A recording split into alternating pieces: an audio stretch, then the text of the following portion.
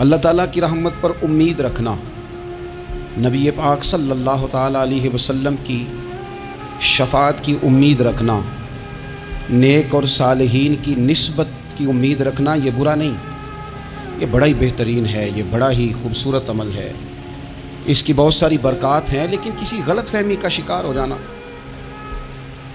اور یہ ساری امیدیں وابستہ کر کے یا ان ساری باتوں کو پیش نظر رکھ کے بے عمل ہو جانا، اپنی زندگی کو امور خیر سے پیچھے کر لینا، یہ نہ صرف یہ کہ قابل تحسین نہیں بلکہ یہ قابل توجہ ہے، اس کی اصلاح کی ضرورت ہے۔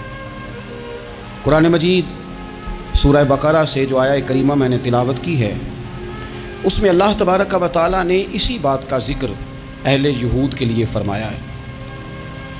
یہودی جگہ جگہ قرآن مجید بتاتا ہے کہ کہیں کہتے تھے کہ ہم اللہ کے بیٹے ہیں، معاذ اللہ، اللہ کے بڑے پیارے ہیں، ہمیں تو تھوڑے دنوں کے لیے عذاب ہوگا، بڑی جلدی ہمیں معاف کر دیا جائے گا۔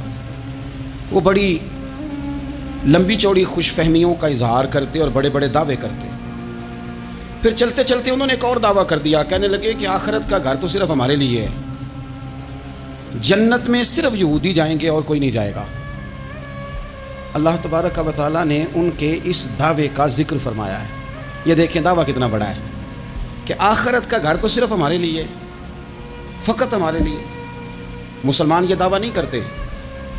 نبی پاک صلی اللہ تعالیٰ علیہ وسلم نے جب اس بات کا اظہار کیا ہے تو اس طرح کیا ہے، فرمایا جنتیوں کی 120 صفیں ہوں گی اور 80 میری امت کی ہوں گی۔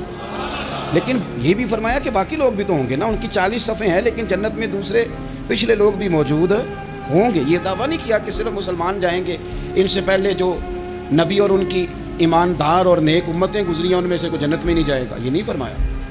لیکن یہ اس طرح کے دعوے بعض لوگ کرتے ہیں اور سنائی دیتے ہیں۔